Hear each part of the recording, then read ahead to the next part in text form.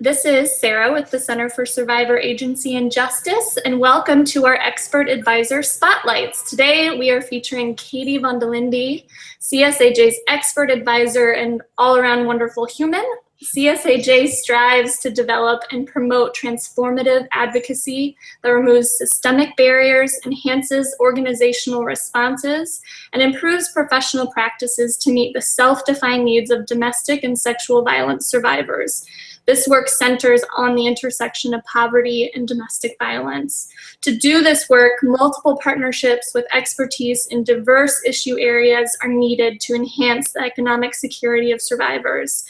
So CSAJ is thrilled to have such a coalition at our back, informing and guiding our work.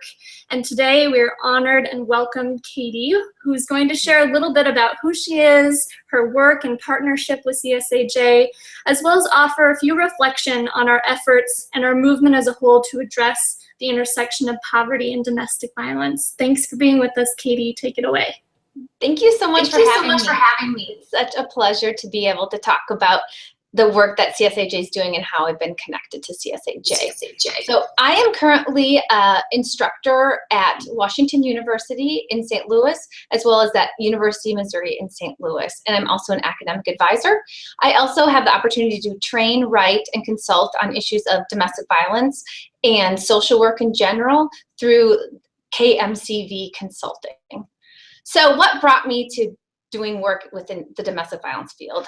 I have always been very interested in working with people. And when I was a young person, I was reading a book called Cracker Jackson by Betsy Byers. And it was about a little boy whose babysitter is experiencing abuse from her boyfriend. And the little boy doesn't know what to do. And with the help of his mom, they are able to find a shelter that his babysitter is able to go to. I was fascinated with this idea and with the concept that kids could do something to help. And so I talked to my mom about it and found out that there actually was such a thing as a domestic violence shelter. And I wanted to volunteer, but I was too young. So as soon as I got to college, I started volunteering at a domestic violence and sexual assault program in Iowa City, Iowa.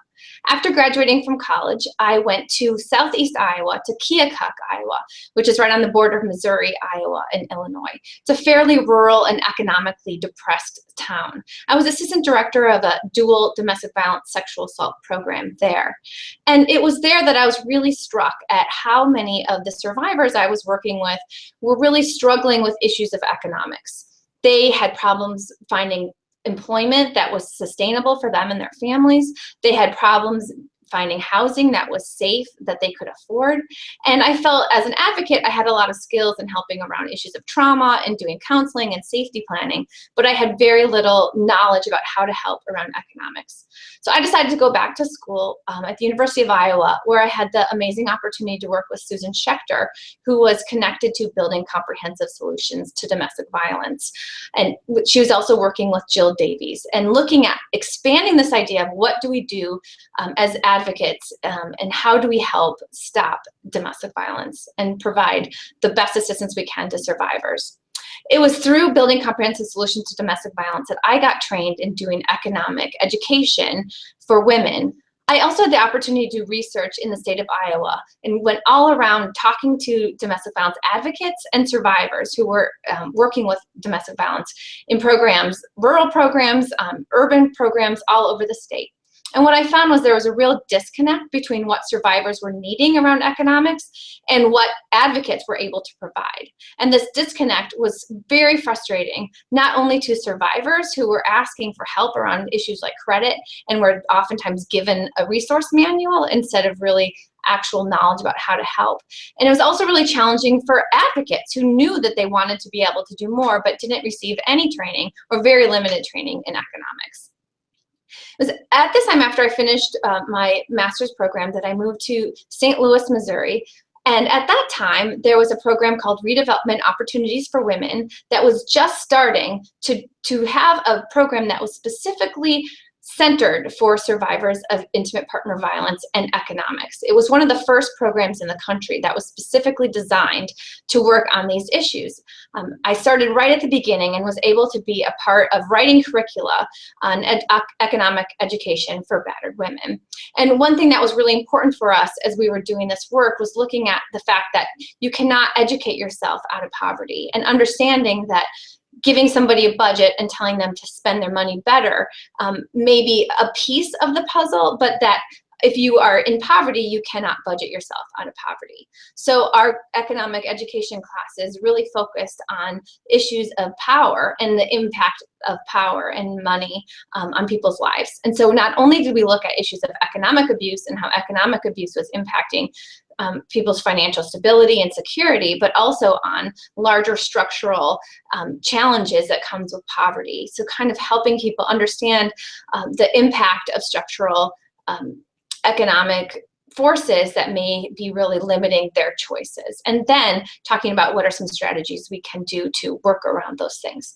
Redevelopment Opportunities for Women also had an individual development account program where women could save for assets. It was through that program that I was really able to connect with a lot of other advocates around the country who were really excited about the work that we were doing in St. Louis. It was also through that work that I was able to work with amazing survivors of intimate partner violence. Through this work, I met a woman named Becky who was staying at a homeless shelter in St. Louis City. She was in a homeless shelter for pregnant women.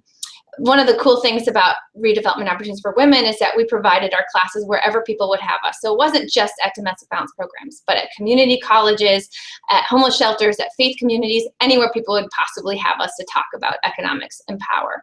So the woman, Becky, was dealing with a current abusive relationship, and her abusive partner had really impacted negatively her credit.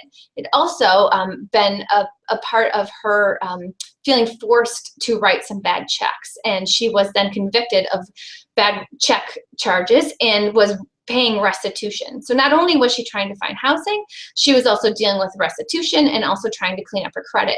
And we worked together for over 2 years. And in that amount of time, we're able to really improve her credit score so much that she was able to get a nice apartment for her and her family. And she was also able to then spread the knowledge that she gained through our work together to her community. So that's the kind of amazing work that I love doing around this economic work. As I was doing the economic advocacy and education, I started traveling around to domestic violence programs all over the country to teach them about how to do economic advocacy and economic education. And it was through this work that I was able to meet Erica Sussman, who at the time was working with Laptop. Erica Sussman is the current director of the Center for Survivor Agency and Justice. And through that connection, as soon as she started the CSAJ, I was able to be connected and started providing trainings through CSAJ. Through the work that we've done together, I have also done a number of webinars, and you can get those webinars through the CSAJ website. I have also been opportunity to work on some advocacy briefs, the current payday lending campaign, and also have been working on the economic guidebook that CSAJ has been working very hard on in the past year. So, as we say at CSAJ, there cannot be safety without economic justice. And to me, that means that as advocates and folks that are working to end poverty and to end domestic violence, we have to work on these issues at every single level. As a movement, I really believe we need to be doing individual work with survivors to do that economic advocacy, to educate folks about the economic system that they're in.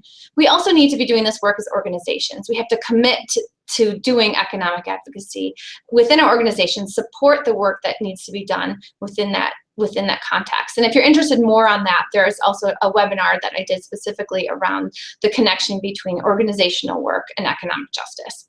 I think as a movement, we also need to be working on the policy level. So we need to be looking at how policies differentially impact survivors of intimate partner violence, especially intimate partner violence survivors who are dealing with poverty or dealing with other aspects of oppression, racism, sexism, homophobia, transphobia, xenophobia, all of the issues that really impact survivors and make their choices limited and really impact their safety in the long term. And what I'm really excited about is that CSAJ has been doing this work and has really connected to other organizations. So we're not just working with domestic violence programs, but we are expanding our reach to be focusing on anti-poverty work, also reaching out to organizations that serve traditionally marginalized populations. So I'm really excited to see what the work will become in the next 10 years. And I'm really hopeful that economic justice will be something that every single domestic violence advocate is trained in, is knowledgeable about, and can help survivors in a way that they feel confident in the work that they're doing. So thank you so much to CSAJ for giving me this opportunity. Wow, thank you so much, Katie, and for spotlighting your rich experience with survivors as well as perspective on where our movement needs to go. Katie's work is really critical and central to CSAJ. So to find out a little bit more about some of the things Katie mentioned, we encourage you to find out more about Katie and their great contributions on our website, csaj.org. If you go to csaj.org/webinars, you'll find all those webinars that she mentioned, and we also have a resource library that's pretty chock full of amazing work led, steered, and written by Katie. So thank you, Katie. You're a delight in our lives and an amazing expert advisor and leader in this work. And thanks to you all for joining us on this spotlight of CSAJ's expert advisors. Thank you.